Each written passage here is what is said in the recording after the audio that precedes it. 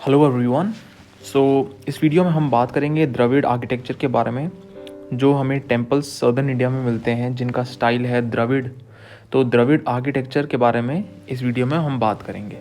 ठीक है, तो स्टार्ट करते हैं। देखो, सबसे पहले तो हमें डिफरेंसेस पता होने चाहिए। ठीक है, नगर और द्रविड़ में तो मैं कंपेयर करते हुए जाऊँगा और आपको आपको समझ आता जाएगा कि कैसे जो है दोनों में डिफरेंसेस हैं। ठीक है, तो देखो, सबसे पहली बात तो जो नगर टेम्पल होता था, अपने नगर टेम्पल में हमने बात करी है नगर आर्किटेक्चर में नॉर्दर्न इंडिया में कि वहाँ पर जो है वॉल नहीं होती थी। ठीक है, दीवार नहीं होती थी चारों तरफ टेम्पल के। लेकिन द्रविड़ आर्किटेक्चर में आपको वॉल दिखेगी। ठीक है, द्रविड़ आर्किटेक्चर में जो टेम्पल है, यहाँ पर टेम्पल बनाया गया, वो चारों तरफ वॉल से कवर्ड होता है। ठीक है, सराउंडेड होता है। और यहाँ पर वॉल में मैं ब्लू कलर से मार्क करता हूँ, यहाँ पर आपको जैसे कि गोपुरम मिलेगा। ठीक है, ये गोपुरम यहाँ पे जैसे दरवाज़ा बना दी। गोपुरम किसको कहते हैं? गोपुरम दरवाजे को कहते हैं। ठीक है, एंट्रेंस को कहते हैं जो फ्रंट वॉल पे बनाई जाती है। ठीक है, सो दिस इज गोपुरम। समझ आ गई बात? ठीक है, ये हो गया टेम्पल। ठीक है, और ये है वॉल। ठीक है, तो ऐसे कुछ स्ट्रक्चर होता है। तो आई होप कि बात समझ में आ रही होगी।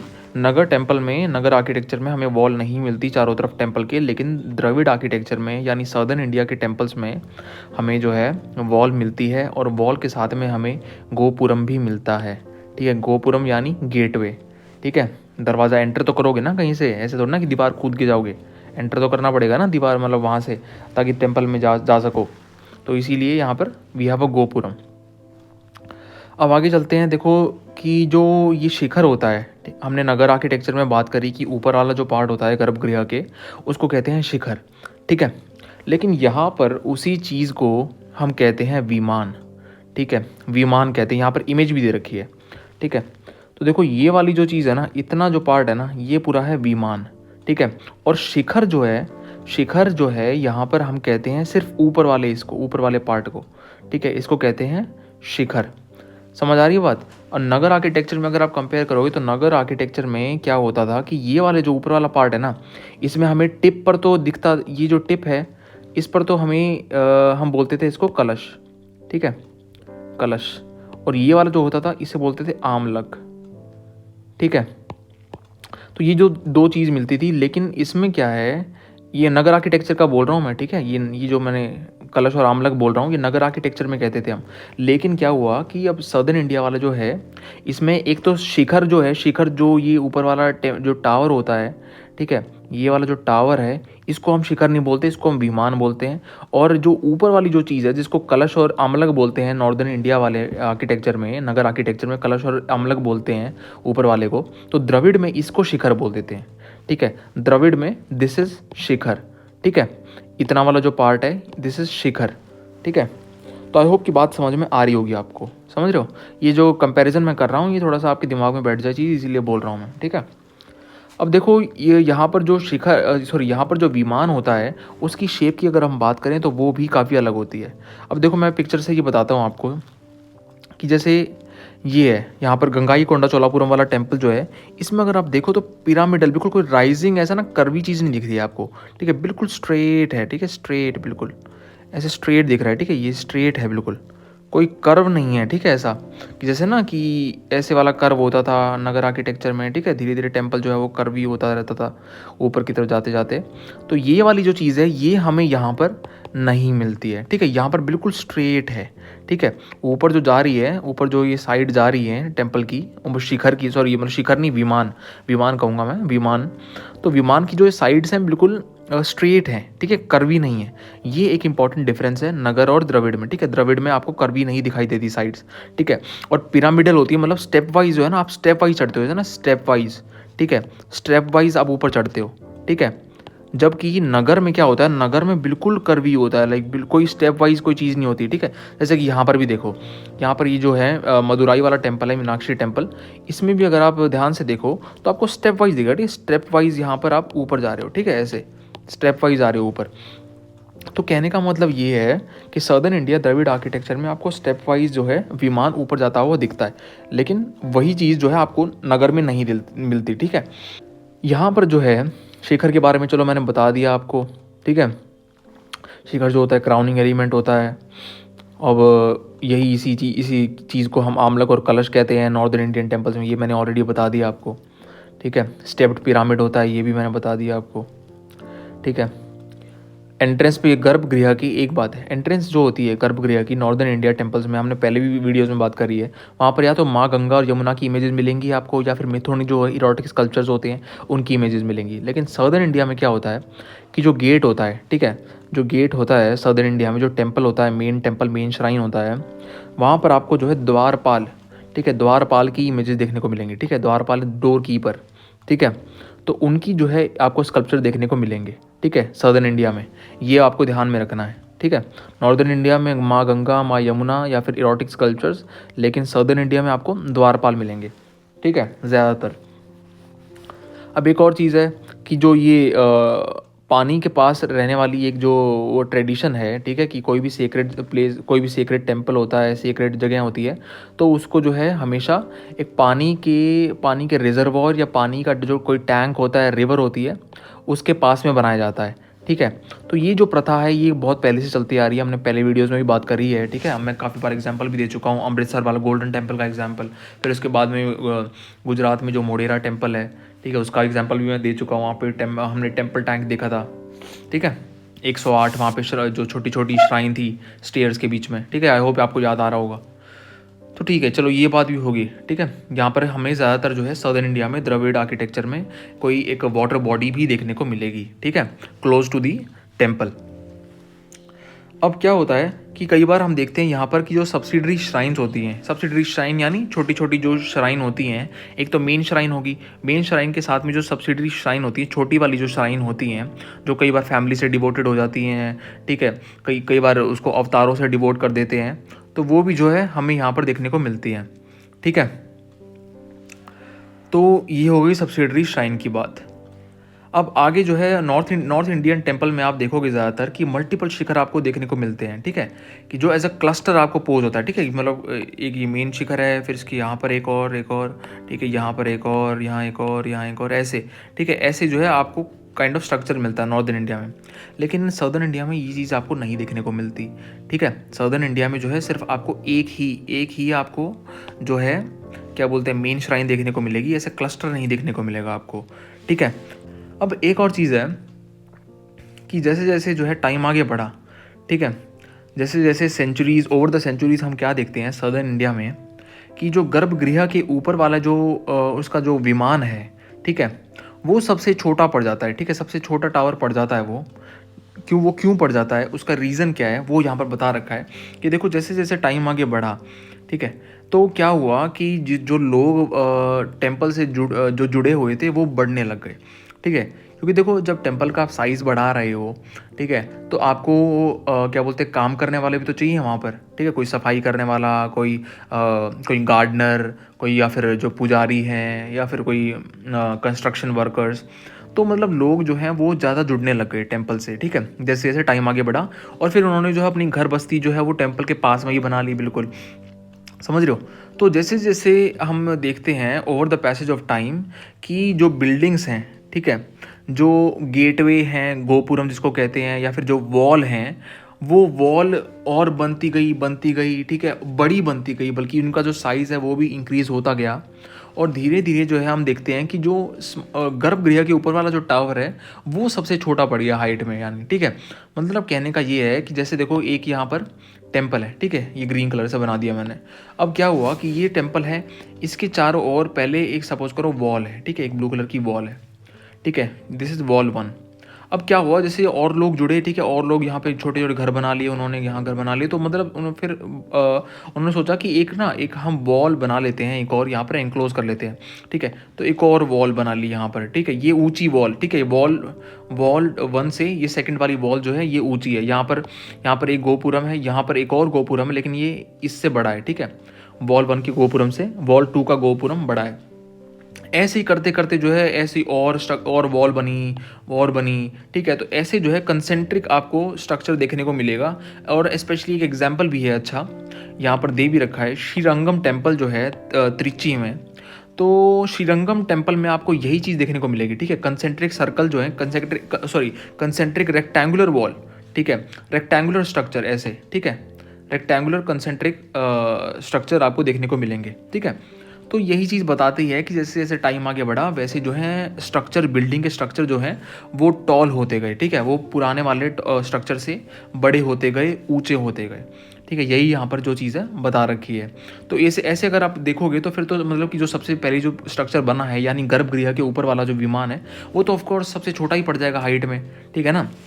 तो मतलब कहने का यही था, ठीक है। आई होप सब कुछ समझ आ रहा होगा आपको यहाँ तक। आगे बढ़ते हैं, बात करते हैं कि जो फेमस अर्बन टेम्पल टाउन्स हैं उनके बारे में। देखो कुछ टेम्पल टाउन्स के नाम आपने सुने होंगे ऑब्वियसली, और हमने पहले भी पढ़ा है। तो यहाँ पर भी यही दे रखा है। एक तो Kanchipuram was the capital of Pallavas, ठीक है। ये तो आपको याद ही होगा, मेरा आपने अगर पहले वाले वीडियोस देखे मैं काफ़ी बार बता भी चुका हूँ।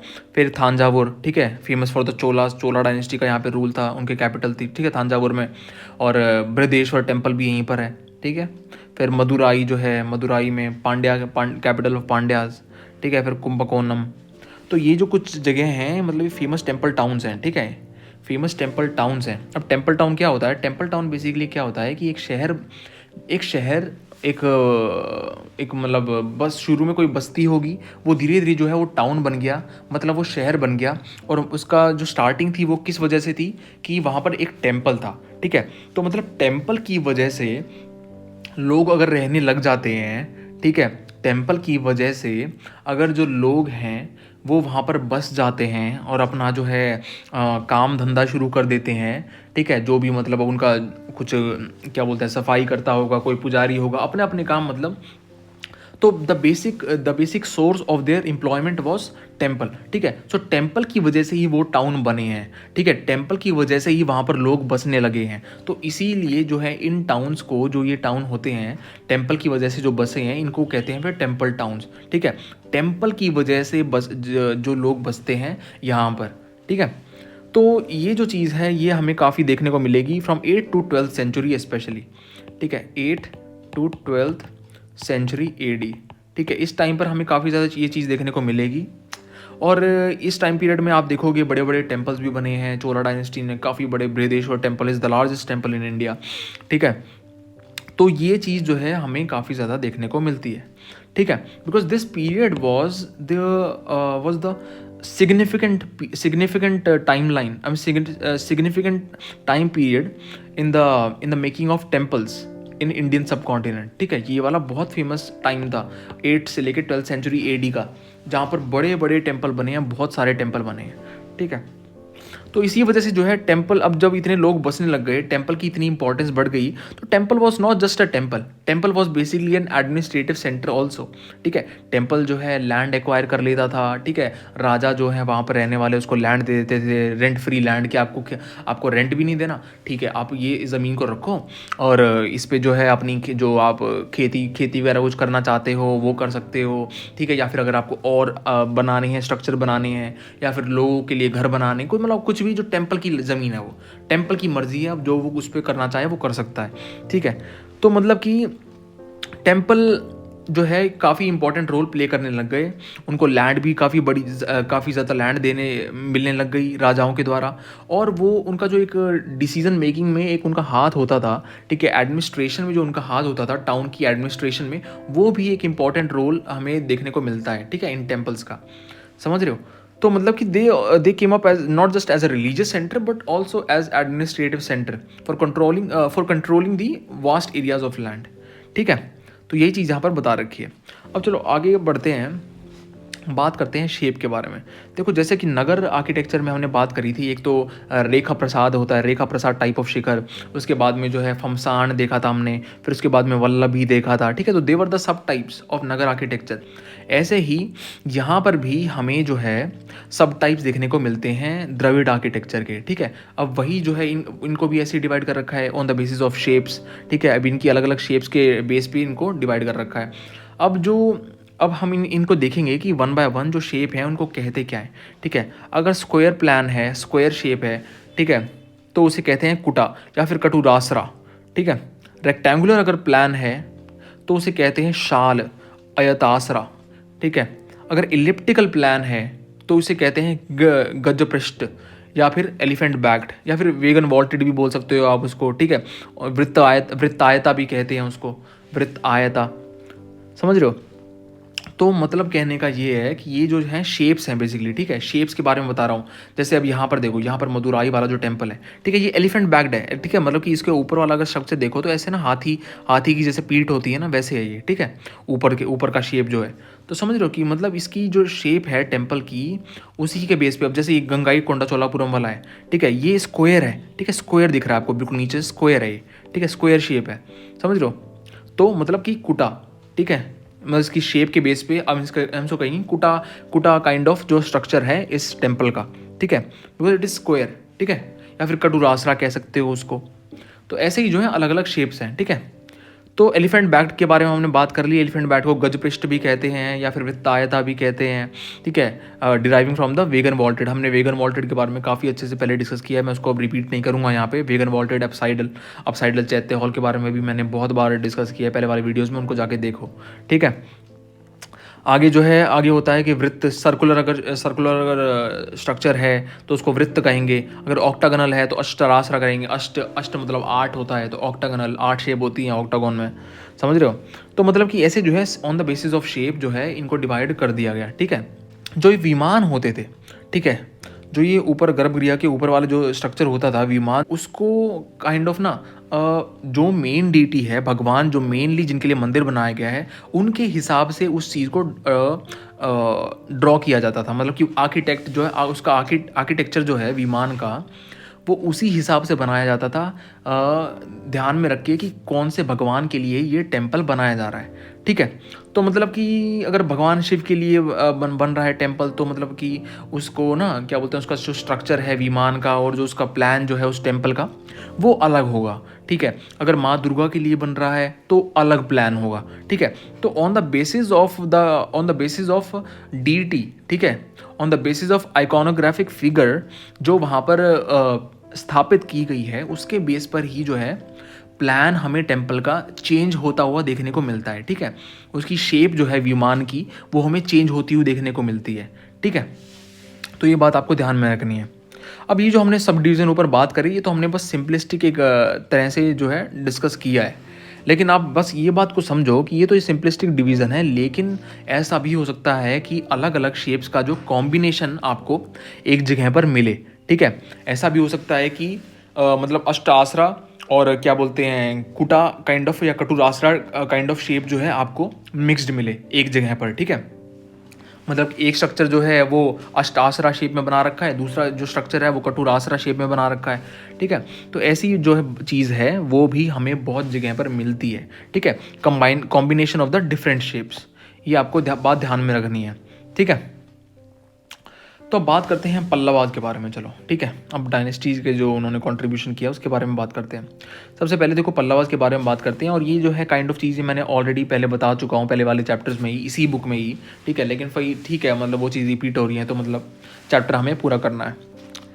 देखो अब सीधी सी बात है कि पल्लवा डायनेस्टी जो थी, मैंने पहले भी बताया था आपको कि वो जो सेकेंड सेंचुरी एडी से आती है, लेकिन उनका 6th सेंचुरी एडी तक उनके बारे में हमें कुछ ज़्यादा जानकारी नहीं है, because of the lack of reliable inscriptions, ठीक है। हमें ज़्यादा इतने सोर्सेज नहीं मिल पाए जिसकी हेल्प से हम पल्लवाज की ये 300-400 साल का जो टाइम था सेकेंड सेंचुरी एडी से लेके 6th सेंचुरी एडी तक, हम इस बारे में इस पीरियड को जान पाएँ, ठीक है, कि इस पीरियड में जो है पल्लवा डायनेस्टी ने क्या कंट्रीब्यूशन किए थे। हमें कुछ ज़्यादा जानकारी नहीं है। हमें पता चलने कब लगता है, हमें इसके बाद में, ठीक है, इसके 6th सेंचुरी एडी के बाद में जो है पल्लवास की काफ़ी सारी इंस्क्रिप्शन जो है हमें मिलती हैं, ठीक है। मतलब कि उन्होंने काफ़ी ज़्यादा जो है नोट डाउन की चीज़ें, तो उसी वजह से जो है 6th सेंचुरी एडी के बाद वाला जो टाइम पीरियड है पल्लवास का up till the 9th century AD, ठीक है, उस टाइम तक जो है हमें क्या बोलते हैं ज़्यादा जानकारी है पल्लवा डायनेस्टी की, ठीक है। तो चलो आगे बात करते हैं। अब क्या हुआ कि शुरू में तो ये पल्लवा डायनेस्टी आंध्रा रीजन में थी, फिर धीरे धीरे जो है वो सदर्न साइड में आ गई, ठीक है। सदर्न साइड में आपको पता होगा, थोड़ी देर पहले मैंने बताया कि कांचीपुरम वॉज देयर कैपिटल, ठीक है। तो ये बात आपको ध्यान में रखनी है। फिर क्या हुआ, यही बता रखा है यहाँ पे, बेटर डॉक्यूमेंटेड जो हमारे पास सोर्सेज हैं वो 6 से लेके 8 सेंचुरी तक है, मतलब 9th सेंचुरी तक वैसे रहा था। पल्लव डायनेस्टी जो थी वो 9th सेंचुरी तक थी। तो उनकी जो डॉक्यूमेंट हैं वही ये जो आखिरी के 200-300 साल हैं, इन्हीं के बारे में हमें ज़्यादा पता है, ठीक है, जब उन्होंने काफ़ी सारी इंस्क्रिप्शन छोड़ी है। तो अब क्या हुआ कि काफ़ी यहाँ पर जो है हमें पावरफुल किंग्स देखने को मिलते हैं इस डायनेस्टी में, और इस डायनेस्टी के कुछ पावरफुल किंग्स के बारे में यहाँ पर डिस्कस भी कर रखा है पल्लवा डायनेस्टी के बारे में, तो हम अभी बात करेंगे। तो ये जो डायनेस्टी थी पल्लवाज की, इनके एक तो ना, एक तो आपको ये बात ध्यान में रखनी है कि इनके जो साउथ ईस्ट एशिया से लिंक थे वो काफ़ी स्ट्रॉन्ग थे, ठीक है। और कई बार तो इनका जो ये क्या बोलते हैं एरिया है, इनका जो रीजन है वो उड़ीसा तक, मतलब एंशियंट कलिंगा जो है, ठीक है, उस रीजन तक जो है ये एक्सटेंड हो जाता था, ठीक है। क्योंकि देखो जैसे टाइम पीरियड आगे, मतलब जैसे टाइम चेंज होता है वैसे कई बार राजा हार जाता है, कई बार वो जीत जाता है। अगर जीत गया तो एरिया और एक्सटेंड हो जाएगा, हार गया तो एरिया ख़त्म हो जाएगा, मतलब कम वहाँ से निकल जाएगा उसके अंडर से, ठीक है। तो ये जो है ना कि मतलब चेंज होता रहता था, ठीक है। टेरिटोरियल जो एक्सटेंशन थी, ठीक है, उसके किंगडम की, वो चेंज होती रहती थी, ठीक है, ओवर द सेंचुरीज। ऑल्दो ये जो पल्लवास थे मोस्टली शैवाइट डिवोशन के थे, यानी भगवान शिव की पूजा करते थे, लेकिन यहाँ पर हमें वैष्णवा अफिलिएशन भी मिला है। वैष्णवा क्या बोलते हैं, भगवान विष्णु की डिवोशन भी देखने को मिली है with the help of some shrines built by them, ठीक है। इसके बारे में हम अभी देखेंगे, ठीक है। Also they were influenced by the Buddhist traditions, ठीक है। डेक्कन रीजन का जो बुद्धिस्ट ट्रेडिशंस था, बुद्धिस्ट फीचर्स थे, जो बुद्धिस्ट प्रथा थी डेक्कन रीजन में, उससे भी वो काफ़ी इन्फ्लुएंस्ड हुए, क्योंकि देखो उसी रीजन के आसपास तो थे वो, ठीक है। अगर आप बिल्कुल आपके एडजेसेंट में ही कोई अगर दूसरे धर्म जो है वो कुछ ना कुछ कर रहा है, वो जो उसका अपना जो है फेथ को फॉलो कर रहा है, एक्सप्रेस कर रहा है, तो आप उससे थोड़ा सा इन्फ्लुएंस तो होगे, ठीक है ना। ये तो मतलब जनरली सी बात है। और साउथ ईस्ट एशिया में तो देखो, साउथ ईस्ट एशिया में तो हमें काफ़ी बुद्धिज़्म का स्प्रेड देखने को मिला है, और इन लोगों के जो हैं क्या बोलते हैं, इनके जो रिलेशन थे साउथ ईस्ट एशिया से वो काफ़ी स्ट्रॉन्ग थे, ठीक है। तो ये भी एक रीज़न है, ठीक है, कि मतलब बुद्धिज़्म का जो है काफ़ी अच्छा इन्फ्लुएंस इन पर होने का, ठीक है। तो चलो आगे बात करते हैं। अब देखो यहाँ पर एक तो टेम्पल दे रखा है, कहाँ गया वो टेम्पल, ये रहा, ठीक है, महाबलीपुरम में, ठीक है, शोर टेम्पल। ये भी पल्लवाज ने ही बनवाया था, इसके बारे में हम अभी आगे बात करेंगे। तो देखो सबसे पहले जो इनकी बिल्डिंग्स है ना, जो इनकी अर्ली बिल्डिंग्स हैं, उसमें हम देखेंगे कि वो तो रॉक कट थी, लेकिन जैसे आगे टाइम बढ़ा तो ये स्ट्रक्चरल बिल्डिंग बनाने लग गए, यानी पत्थर ईंट वगैरह का यूज़ करके जो है बिल्डिंग्स को बनाने लग गए। लेकिन इसका मतलब ये नहीं है कि जब वो रॉक कट केव्स बना रहे थे, रॉक कट स्ट्रक्चर बना रहे थे, तो उस टाइम पर स्ट्रक्चरल बिल्डिंग नहीं होती थी, ऐसा बिल्कुल नहीं है, ठीक है। उस टाइम पर भी जानकारी थी लोगों को, उस टाइम पर भी पता था लोगों को, ठीक है, डायनेस्टीज़ को, रूलर्स को, कि जो है ये स्ट्रक्चरल बिल्डिंग कैसे बनाते हैं, ठीक है। तो ऐसा मतलब ये नहीं है कि मतलब उस टाइम पर नॉलेज ही नहीं थी लोगों को, ऐसा नहीं है। लेकिन बस हमें ये देखने को मिलता है इनके कि पहले इन्होंने जो है रॉक कट केव्स बनाई, रॉक कट स्ट्रक्चर बनाई, फिर उसके बाद में हमें क्या बोलते हैं स्ट्रक्चरल बिल्डिंग्स देखने को मिलती हैं ज़्यादातर इस डायनेस्टी के द्वारा, और उसके बारे में हम आगे अभी पढ़ेंगे, ठीक है, एग्जाम्पल आएगा। तो ठीक है, चलो ये हमने बात कर ली इनकी रॉकेट वगैरह केव्स की। अब रूलर की बात करते हैं। देखो 6th सेंचुरी के आसपास जो है, 6th सेंचुरी जब एंड हो रही थी, ठीक है, उसके आसपास हमें एक रूलर देखने को मिलते हैं, महेंद्र वर्मन वन, ठीक है। महेंद्र वर्मन वन के बारे में मैंने पहले भी बात करी है, ठीक है। चित्रकरापुली और क्या बोलते हैं चैत्यकारी, ठीक है, विचित्र चित्त, ये जो दो तीन जो मैंने अभी वर्ड टर्म बोली हैं, इनके बारे में हम पहले भी पढ़ चुके हैं, ठीक है। तो इस मतलब महेंद्र वर्मन वन ने काफ़ी सारे टेम्पल्स बनवाए थे, कांचीपुरम में बनवाया था, और भी कई जगह पे जो है मतलब क्या बोलते हैं रॉक कट टेम्पल्स की शुरुआत करी थी, ठीक है। तो पहले मैं वीडियोस में बता चुका हूँ, उस चीज़ को मैं अब दोबारा रिपीट नहीं करूँगा, यहाँ पे हम आगे बढ़ेंगे। अब महेंद्र वर्मन वन जो है, बेसिकली ही वॉज द क्या बोलते हैं contemporary of Chalukyan king Pulakeshin two, ठीक है। पुलकेशन टू के बारे में तो आपको पता होगा, पुलकेशन टू ने हर्षवर्धन को रोका था नॉर्थ इंडिया से आते हुए नर्मदा के ऊपर, ठीक है। तो when Harsha was not Harsha, ठीक है, वो आपको पता होगा, मेरे पिछली वीडियोस में मैंने बता रखा है ऑलरेडी। तो Pulakeshin two was the Chalukyan king, ठीक है। चालुक्य इस रीजन में थी, यहाँ पर जैसे यहाँ पर चालुक्य है, यहाँ पर पल्लवाज है, ठीक है। तो ऐसे मतलब उनकी लड़ाई होती रहती थी, this is Chalukya and this is Pallava, ठीक है।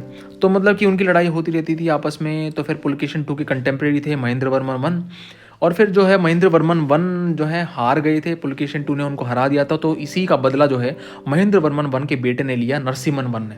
ठीक है, नरसिम्हन वन को हम मामल्ला भी कहते हैं।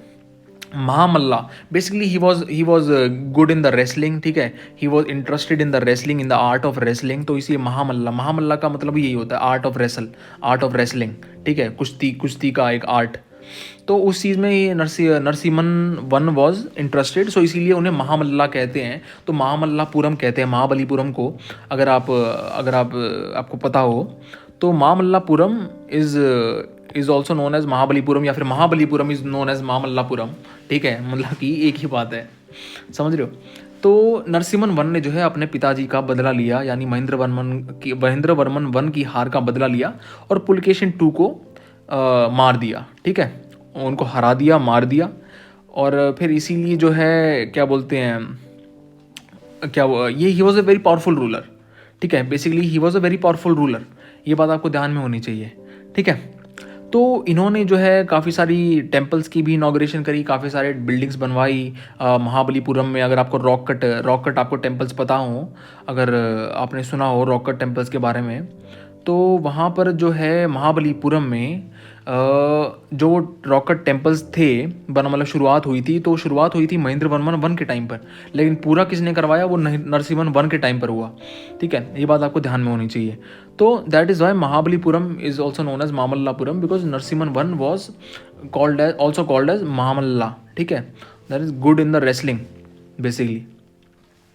ठीक है, तो ये चलो बात हो गई है, इसके बारे में हमने सारी बात कर ली है। अब आगे बात करते हैं कि जो ये शोर टेम्पल है महाबलीपुरम में, एक सेकेंड ब्लू से करता हूँ इसको मैं, जो शोर टेम्पल है महाबलीपुरम में, उसके बारे में थोड़ा सा बात करते हैं। अब जो शोर टेम्पल है महाबलीपुरम में वो थोड़ा सा बाद में बना था। ये वाला जो है ना, ये वाला जो एग्जाम्पल है शोर टेम्पल का, ये थोड़ा बाद में बना था, नरसिम्हन वन के टाइम पर नहीं। ये 700 मतलब जो है 700 AD के आसपास बना था।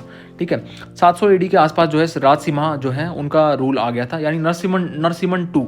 ठीक है, नरसिम्हन टू बोल लो उनको, आप राजसिम्हा बोल लो, एक ही बात है। ठीक है, एक ही बंदा है मतलब। नरसिंहवर्मन टू जो हैं जिनको राजसिम्हा भी कहते हैं, तो उनके रूल में जो है शोर टेम्पल महाबलीपुरम में बनाया गया। ठीक है, अब ये टेम्पल जो है वो ईस्ट फेसिंग है, लेकिन अगर आप ध्यान से देखोगे तो यहाँ पर आपको 3 श्राइन मिलती हैं। ठीक है, 2 तो भगवान शिव की मिलेंगी आपको और एक आपको भगवान विष्णु की मिलेंगी। ठीक है, एक आपको भगवान विष्णु की मिलेंगी, 2 भगवान शिव की साइड में ऐसे। ठीक है, और बीच में जो है आपको भगवान विष्णु की मिलेगी। ठीक है, तो ये चीज़ आपको यहाँ पर देखने को मिलती है। कहने का मतलब ये है कि मैंने थोड़ी देर पहले बताया दैट देवर शेवाइट डिवोशनरीज। ठीक है, मतलब उनकी जो देवर शेवाइट डिवोटीज। ठीक है, कि उनका जो मान्यता थी वो भगवान शिव में थी, लेकिन मतलब हमें विष्णु श्राइन भी मिलती हैं, और ये जो है एग्जाम्पल हमें यही बताता है। ठीक है, कि भगवान शिव की 2 श्राइन है लेफ्ट और राइट में, और सेंटर में जो है भगवान विष्णु की है। ठीक है, जिसमें वो अनंतश्याण पोजीशन में दर्शाया गया। अनंतश्याण मतलब कि भगवान विष्णु जो है वो लेटे हुए हैं किसके ऊपर, शेषनाग के ऊपर, जिसको अनंत भी कहते हैं। ठीक है, अनंत कहते हैं शेषनाग को। तो शेषनाग के ऊपर जो है भगवान विष्णु लेटे हुए हैं। आपने कई बार स्कल्पचर में भी देखा होगा, मैंने पहले भी आपको देवगढ़ वाले टेम्पल में बताया है, देवगढ़ यूपी वाला जो टेम्पल है उसमें हमने ये बात डिस्कस की है। तो अनंतश्याण जो है इस पोजिशन में हमें भगवान विष्णु दिखते हैं। ठीक है, अब ये जो चीज़ है यहाँ पे 3 श्राइन जो हैं वो एक यूनिक चीज़ है। ठीक है, 3 जो जगह हैं पूजा करने की वो यूनिक चीज़ है, क्योंकि जो जनरली जो है एक मेन श्राइन एक ही होती है। ठीक है, 3 श्राइन नहीं होती है। तो मतलब ये है कि शायद ये जो अलग अलग श्राइन जो हैं ये शायद अलग टाइम पर बनी होंगी, शायद बाद में जो है इनको ऐड कर दिया गया होगा। ठीक है, मतलब राजा चेंज हो गया तो उसने सोचा कि मैं ये 2 मंदिर और ऐड कर देता हूँ। ठीक है, तो ऐसा हो सकता है, मतलब ऐसा पॉसिबिलिटी है। ठीक है, तो देखो ये क्या बोलते हैं रथ टेम्पल, जिसके बारे में मैं बता रहा था, रॉक कट टेम्पल जो हैं, जो महेंद्र वर्मन वन के टाइम पर शुरुआत हुई थी जिनकी, और फिर वो उनका कंप्लीशन जो है नरसिम्हन वन के टाइम पर हुआ था। तो ये हैं वो रॉक कट टेम्पल्स। ठीक है, रथ टेम्पल। ठीक है, 5 रथ टेम्पल जो हैं महाभारत से रिलेटेड, तो ये जो है महाबलीपुरम में हमें देखने को मिलते हैं। काफ़ी फेमस हैं, अगर आप यहाँ पर पास में रहते हो तो ज़रूर जाना यहाँ पर। सो ये बात हो गई। ठीक है, महाबलीपुरम के बारे में हमने बात कर लिया। अब यही जो यहाँ पर जो ये क्या बोलते हैं शोर टेम्पल के बारे में हम जो बात कर रहे थे, इस शोर टेम्पल के बारे में हम बात कर रहे थे। सो इट इज़ ईस्ट फेसिंग। ठीक है, इट इज़ ईस्ट फेसिंग और इसके वॉल के ऊपर जो है आपको नंदी की स्कल्पचर मिलेंगे, ठीक है। नंदी कौन थे? Nandi, Nandi was the mount of भगवान शिव, ठीक है। नंदी बैल, ठीक है, जिसपे करते राइड कौन करते थे? भगवान शिव करते थे। तो he was the vehicle of भगवान शिवा, ठीक है, लॉर्ड शिवा। तो नंदी की ही हमें स्कल्पचर मिलते हैं टेम्पल वॉल के ऊपर।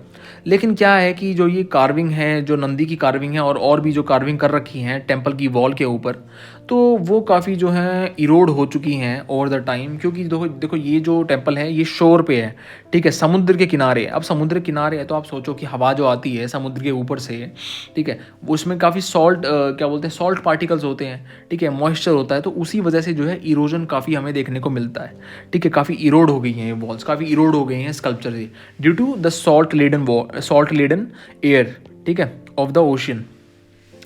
तो ठीक है, ये हमने शोर टेम्पल की बात कर ली है, ठीक है। शोर टेम्पल जो ये ऊपर दिखाया था ये तो रथ टेम्पल है, ठीक है, ये वाले तो रथ टेम्पल है, वो वाला शोर टेम्पल है दूसरा वाला।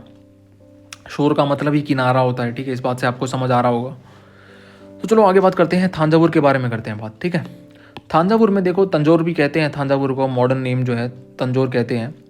तो Thanjavur was the capital of Chola dynasty, ठीक है, ये बात आपको पता होगी।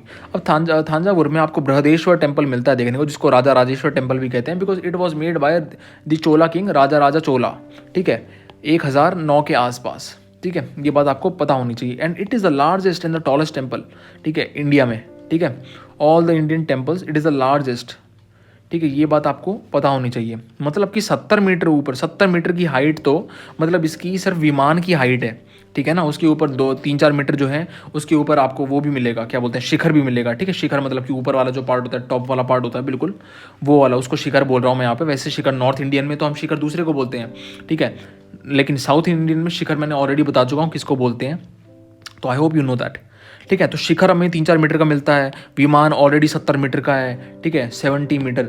मतलब सोच रहे हो कितना ऊंचा है ये टेम्पल, कितना बड़ा है ये टेम्पल, ठीक है। So it is the larger than the Pallava Chalukya and Pandyas, ठीक है। मतलब इसके इस टाइम पीरियड के पहले ये तो क्या बोलते हैं 11वीं सेंचुरी आ गई है, लेकिन इस टाइम पीरियड के पहले जो हमें पल्लवा मिले, चालुक्य मिले, मैंने ऊपर दिखाया था मैप में आपको, ठीक है। तो वो डायनेस्टीज़ उनके टाइम पीरियड में भी इतने बड़े टेम्पल नहीं बने थे जितना ये इस टाइम पीरियड में बनने लगे, ठीक है, चोला डायनेस्टी के टाइम पीरियड में बनने लगे। और हमें काफ़ी सारे टेम्पल मिलते हैं अब भी चोला डायनेस्टी से रिलेटेड, चोला डायनेस्टी के टाइम पर बने हुए, जो कि काफ़ी अच्छी स्टेट में हैं, अब भी काफ़ी अच्छी स्टेट में, और लोग वहाँ पर जाते भी हैं, वहाँ पर पूजा भी करते हैं। तो ये बात आपको ध्यान में रखनी है, ठीक है। 70 मीटर की हाइट है विमान की, इतना ऊंचा विमान है, मतलब देख लो यहाँ पे मैंने ऑलरेडी दिखा चुका हूँ, ये जो है ये, ठीक है, ये 70 मीटर है, समझ लो। और ये वाली जो हाइट है ना, ये वाली, ये खुद 3 से 4 मीटर की हाइट है, ठीक है। तो मतलब 74 मीटर के आसपास अगर आप देखो तो सिर्फ इसका ऊपर वाले स्ट्रक्चर की हाइट है, समझ रहे हो, ऊपर वाले स्ट्रक्चर की। अब नीचे वाला और ऐड कर लो, नीचे वाला जो स्ट्रक्चर है ये, इसको और ऐड कर लो आप इसमें, समझ रहे हो। तो मतलब कि काफ़ी बड़ा टेम्पल है ये, काफ़ी बड़ा टेम्पल है, देख रहे हो, छोटे छोटे लोग भी कितने छोटे छोटे दिख रहे हैं यहाँ पर इस टेम्पल के आगे, ठीक है। So it is the Brihadeeswara temple in Thanjavur. I hope की बात समझ में आ गई होगी। अब आगे चलते हैं, यहाँ पर आपको बड़े बड़े गोपुरम मिलेंगे, ठीक है, काफ़ी उस पर स्कल्पचर हमें देखने को मिलते हैं, और एक नंदी बैल की फिगर भी मिलेगी यहाँ पर, स्कल्पचर में भी दिखा रखा है। नंदी बैल का यहाँ पर था, कहाँ गया, ये रहा, ठीक है। ये वाला जो नंदी बैल का स्कल्पचर है ये आपको बृहदेश्वर टेम्पल में ही मिलता है, ठीक है, थांजावुर में। तो ये बात आपको ध्यान में रखनी है, ठीक है, नंदी बैल का स्कल्पचर, ठीक है। तो बड़े गोपुरम है, नंदी बैल का स्कल्पचर हो गया यहाँ पर। फिर जो कलश जो है ऊपर का, जो वो है क्या बोलते हैं, शिखर वाला जो पार्ट है, ठीक है, वो भी 3 से 4 मीटर की हाइट है उसकी।